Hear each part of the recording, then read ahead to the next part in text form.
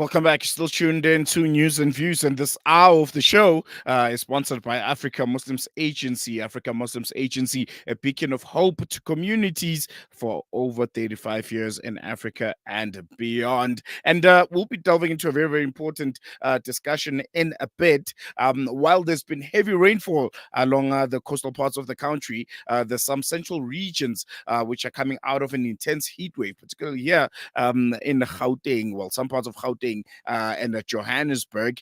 There's also been snow in some parts of the world, and we've seen some inclement weather conditions in the other parts of the world. I think Spain comes to mind, and parts of the United States of America. And I think the most important question to ask at this point is whether or not we are finally starting to see in real time the impact of climate change and warming up of temperatures and just weird weather patterns. I think what was weird for me was in the Eastern Cape just yesterday there was snow in the middle of November. Okay. And I think if there's someone that's going to help us answer those questions, is Professor Tafadzwa. And he's a professor of climate change, Professor Tafadzwa Mabhaudhi. Prof, I'm sure you heard in my intro there that we've been experiencing some weird weather conditions lately. From snow in the middle of November, supposed to be summer. We see, droughts in some parts of Southern Africa, while there's a heat wave in other parts of the country and flash floods in some parts of the country. And when you branch off to the rest of the world, there's been heavy rains and floods also. Can we finally say we are in real time seeing the impacts of climate change and it's starting to affect all of us now? Morning. Yeah, I think in real time, we have been feeling the impacts of climate change for over a decade now. And scientists have been warning and sending alarm in terms of climate change being something that is happening, not something that is not going to happen. So we are living in the age of a changing climate, or rather a changed climate. Mm, mm, mm. And I want to focus particularly on South Africa and what climate change means for us as a country and how we now have to navigate, this new turn of events that have been a long time coming, but it almost feels like our government has not been preparing for it. And will this be, a difficult few years going forward that we have to adapt to? And are we ready to adapt to it? So, because climate change means different things to different people in South Africa, depending on where you are located. In other regions, it's going to mean increase in rainfall, mostly flash floods and storms, with increased risk of flooding. In other places, it's going to become drier, which means there will be less water. It's going to be harder to live in those environments. In other places, it's going to become hotter, experiencing more heat waves and so forth. So the effects will vary across the country. But in general, we talk about seeing an increase in weather extreme weather, be it floods, be it drought, be it heat, high temperatures and heat waves, and the associated implications of that. Whilst we have been aware of climate change and the government and other stakeholders have been preparing, but the rate of preparedness has been much slower than the rate of which climate change and its impacts have been evolving. The costs or the finances needed to make certain changes have not been available. So in many areas, we've not actually made significant headway in terms of building resilience, bringing in changes. So there's the financial side, there's the technical side that in many areas, again, we have lacked the skills, the right sort of personnel to be able to inform the decisions or design the technical issues. So in many areas, whilst we have been working towards it, we find ourselves being outpaced by the rate of change and hence always being on the receiving end or, responding to things aftermath. And one thing that's quite concerning for me is the fact that, agriculture and ecotourism are some of the major contributors to Southern Africa's economy. What specific risks does climate change pose to these sectors that millions and millions of people depend on? So the risks are very varied. The obvious ones are related to production, where if as we've been observing, like recently, we had a very, intensive drought in the 2023-24 season, which led to widespread crop failure and then pushing millions of people in the region into hunger. So with crop failure comes hunger, with hunger comes poverty, and that also worsens inequalities. That also has health implications as people cannot access nutritious food. With high temperatures, we also see risks in agriculture, especially in sectors such as fruit tree production and the vines in the Western Cape, where you've got a lot of workers working in the open, either harvesting fruit and things like that. The high temperatures will mean reduced working hours, reduced labor productivity. That's going to impact on production again. The shifting of seasons and the shifting of agroecological zones in terms of what we're experiencing in these weather shifts, what we're calling weirdness of weather, also means that certain crops are not going to be able to perform where they used to perform. Recently, we're talking about frost almost killing off the potato crop in parts of Pumalanga and Limpopo. And again, that is direct implications on food availability and food prices for potatoes not being able to be produced in the traditional growing regions. In some instances, it's a matter of pests and diseases.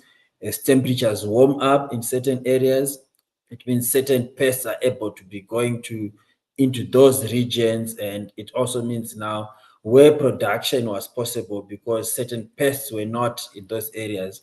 Now farmers will have to deal with those pests. It's going to reduce production or increase the cost of production due to increased pest and disease control in those areas. So in many different areas, agriculture is going to be affected. No, definitely, and I think that's very, very concerning for our part of the world because we know just how much dependability there is on agriculture. There's this term that politicians and also climate activists just always love to throw in, just transition. In climate change, how would we define that? What is this just transition that is always spoken about, and is it something that we're getting right at the moment? So, to put it simple, the just transition is talking about the fact that we need to decarbonize because dealing with climate change means halting carbon emissions. So, how we move to a low carbon transition. Now, the just part is to say that as South Africa moves into this low carbon emission scenario, we must move in a way that is not going to cause harm to people, to their livelihoods, that is not going to worsen existing social inequalities, poverty, that is not going to create more unemployment. Jobs should not be lost in that process. If anything, we should protect and gain jobs. So it has to be done in a way that is socially equitable, that promotes equality, that promotes inclusion, so that no one is left behind or no one suffers during the process of the transition to a low carbon emission economy. So that is what is generally referred to as the just transition. South Mm, Africa has been quite ahead in terms of having published a just transition framework, which was led by the Presidential Climate Commission, which outlines this process to say for South Africa, this is how we can move to become a low carbon emission country. And this is how we are going to protect jobs. This is how we are going to address issues of social inequalities and poverty in the process. And this is the pace at which such transition should happen. so that it does not shock the system. Mm, The recently signed Climate Change Act also further stipulates the just transition and highlights it as being central to South Africa's climate change, approach or response. No, definitely. And if there's another issue which is becoming very, very contentious, is South Africa's reliance on coal.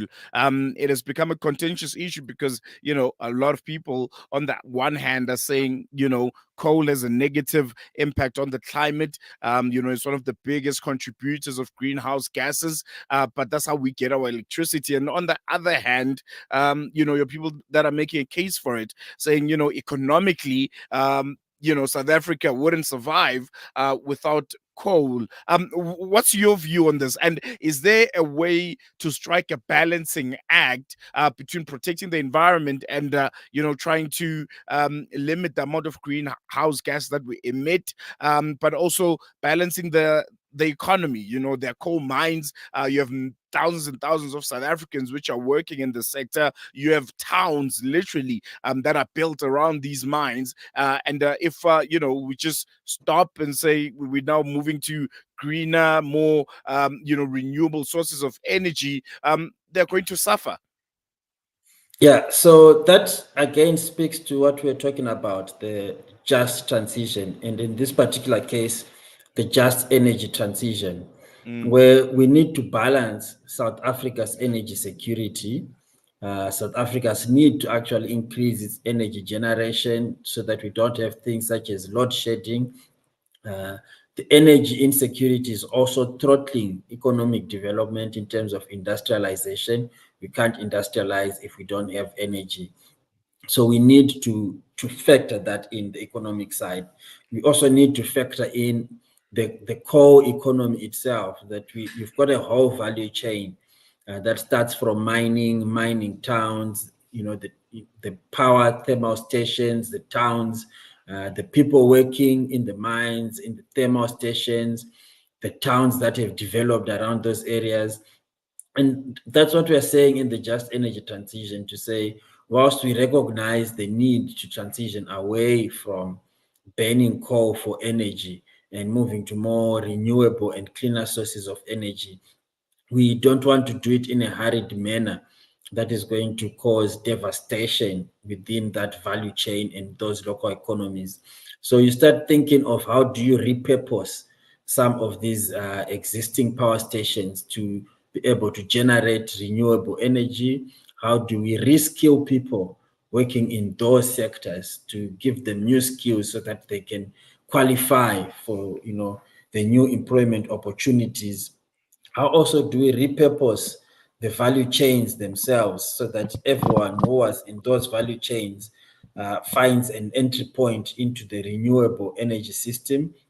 And how long do we give ourselves as a country in terms of shutting down the coal thermal power stations and bringing on board the new renewable energy sources?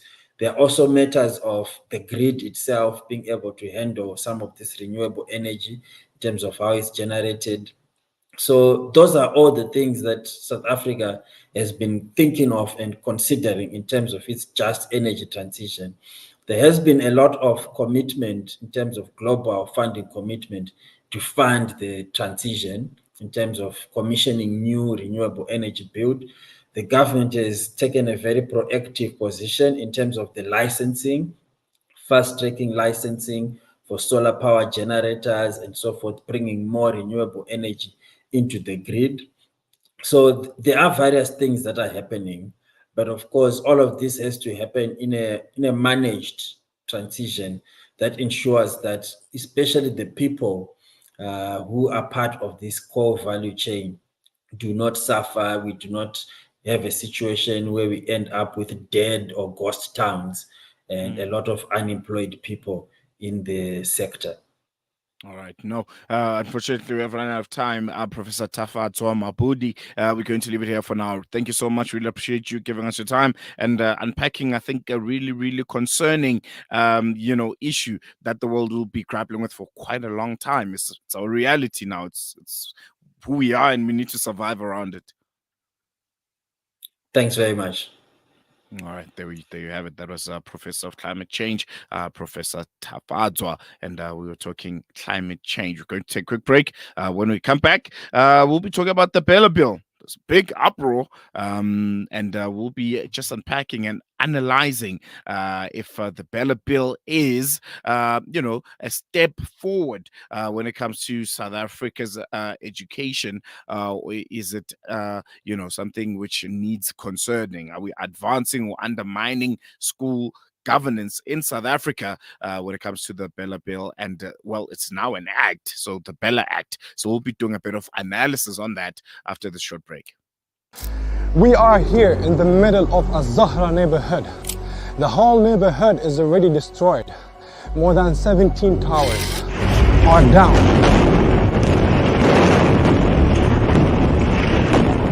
Here, as you can see, the firefighters trying their best to help. The people are still under the rubble. A lot of the people. Join Hamza on his exclusive South African tour as he shares his personal experiences, never before seen footage, and powerful insights on the ongoing genocide in Gaza.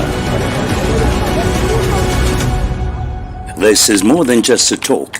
It's an invitation to witness Gaza through the lens of Hamza Sha'alan. Don't miss this opportunity to meet the photojournalist who brought Gaza's pain and perseverance to the world in its darkest moments. Follow Salam Media on social media